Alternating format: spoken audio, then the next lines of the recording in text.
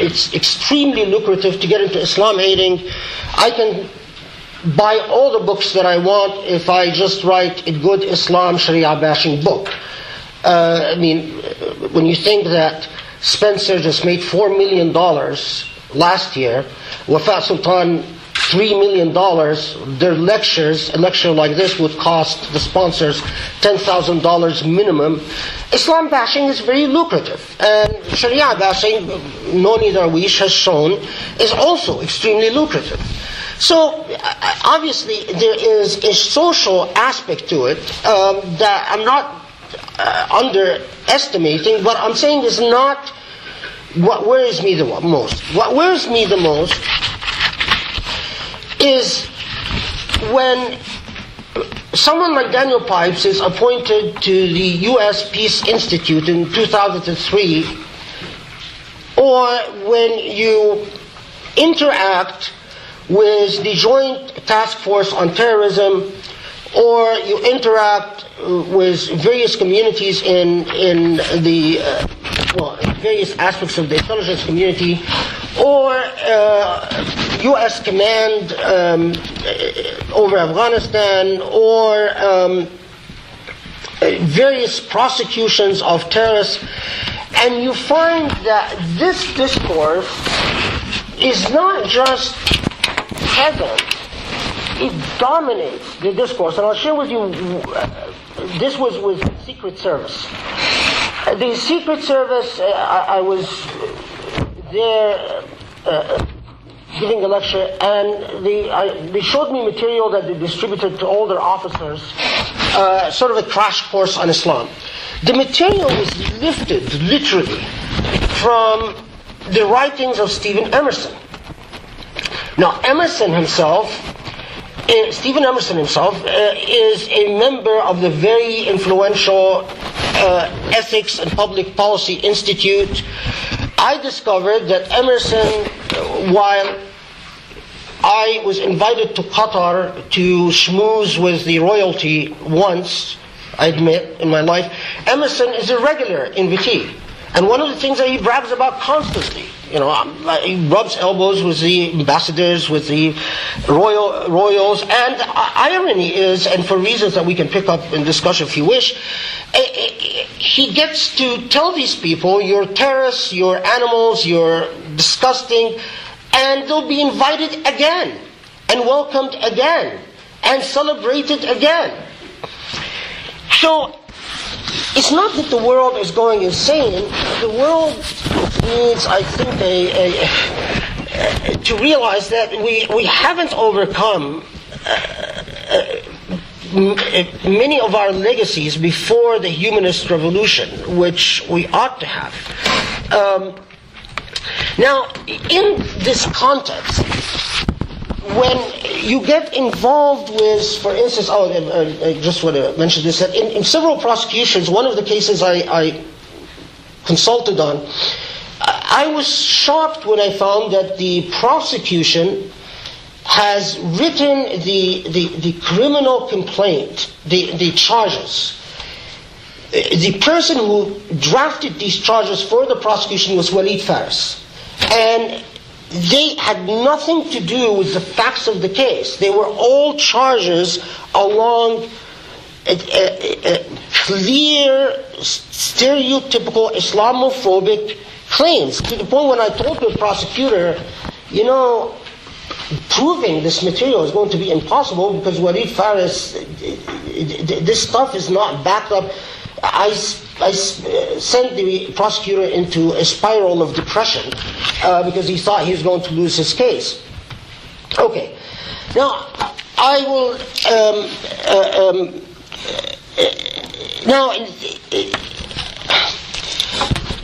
So I think you get the point that it does make a difference at a variety of levels. And now I tell you where I start even getting more worried.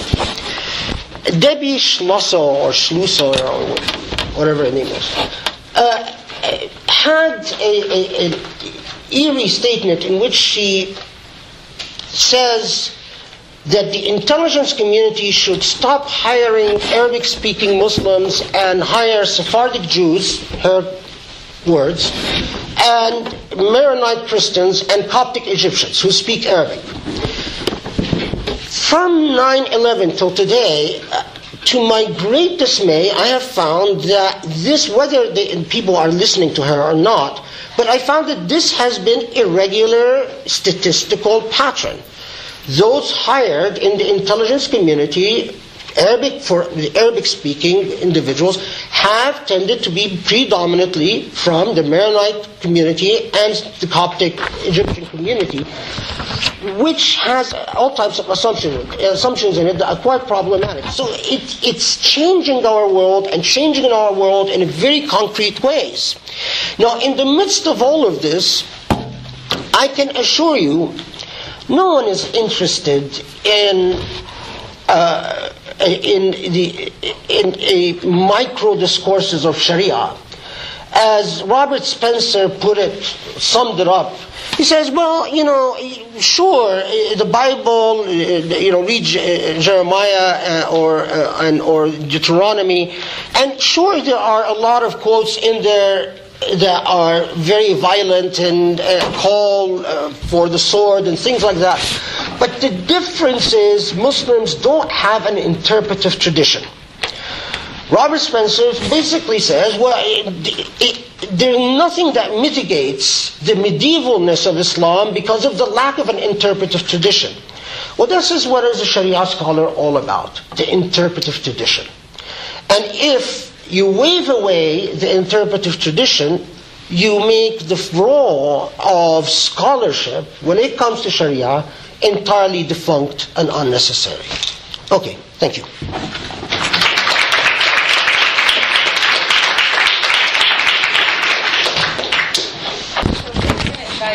Questions from the floor. As you think about the kinds of questions you might have, I'm just going to start us off by asking Professor Abou El Fadl to comment on the recent, many of you, probably all of us in this room, followed quite closely the midterm election that was completed last night. And there was a ballot initiative in Oklahoma that basically that was entitled Save the State Initiative, or came to be known in those terms. It was essentially an initiative to ensure that Oklahoma courts not use either Sharia law or other international law sources as sources of law for purposes of their proceedings. And this initiative won with essentially 70% support from Oklahoma voters. So I just wondered whether you might want to say something about the kinds of concerns that are... Well, I mean, this initiative was supported by various people, among them Brigitte Gabriel, hardly an authority on anything, maybe things that don't concern me, but hardly an authority on anything Islamic. But people, and whether Rex Duncan or this guy Sykes or Brigitte Gabriel, their statements were all along the same line. That Sharia, I mean, sort of one, that Sharia is scary, and that there is a precedent in England of Sharia courts and a precedent in Canada talking about Sharia courts, and we want to make sure that does not happen in the U.S. Now, it's quite, and actually the one of the that concerns me less than when I find a law professor commenting. I might have his name. Yeah, Jerry Askins. Actually, no. He's a legal specialist, the gubernatorial candidate, who says that we should do this, but we should phrase it in a smarter way, because as phrased is unconstitutional, and that's part of the issue with Sharia in courts. One, the English experience is hardly understood in the United States at any serious level. I have a non-Muslim student. I mean, I hate the fact that I have to preface it by saying a non-Muslim student, and that's feeding into the problem, maybe succumbing to it. who is doing a doctorate on the Sharia courts in England, and she comes with some very interesting empirical data that the Sharia courts in England are overcompensating, and that women on average are faring better in Sharia courts in England than in secular courts.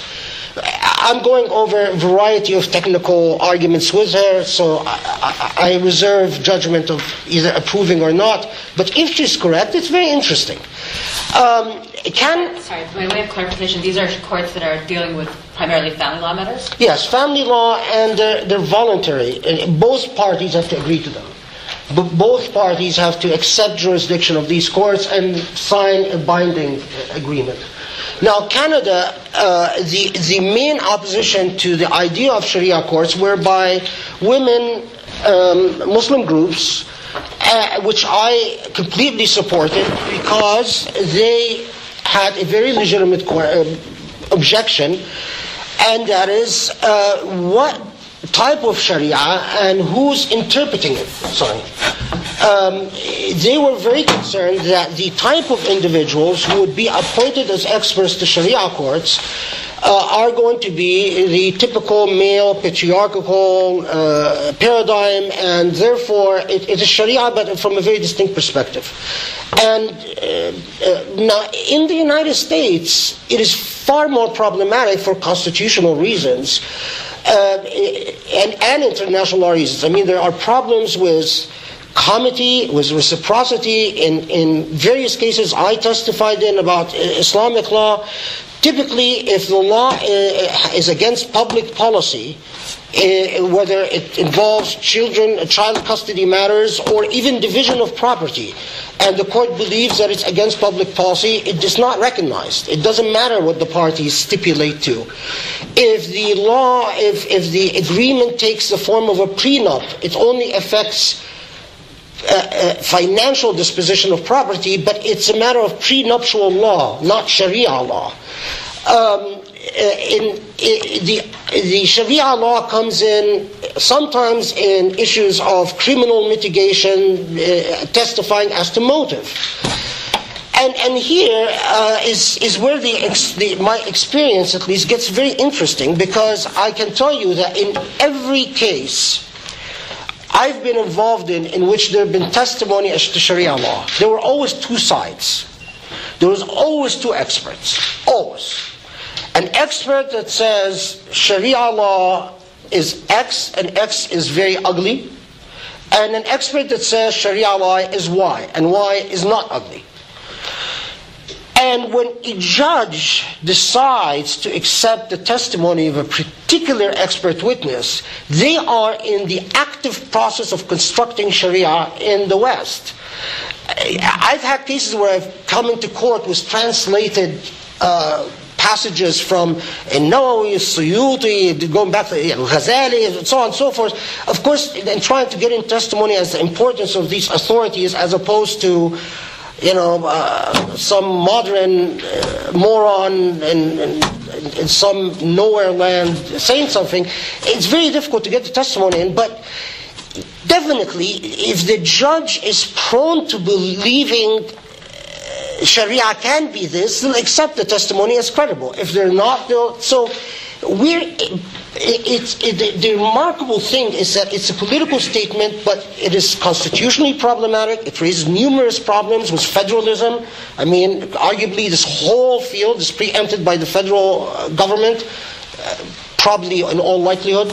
It ignores a variety of issues that already exist in common law jurisprudence about foreign laws are against public policy, and it also ignores the creative process of constructing Sharia by judges who deal with the battle of experts. So what it distills itself to into a zone of xenophobic measure. That's it. I mean, I heard from one of the people who was opposing this law that international law was only added to avoid the challenge of unconstitutionality to the Sharia part. I don't think that's going to work. I mean, that's my opinion, but I don't think that's going to work. But whether true or not, it's clearly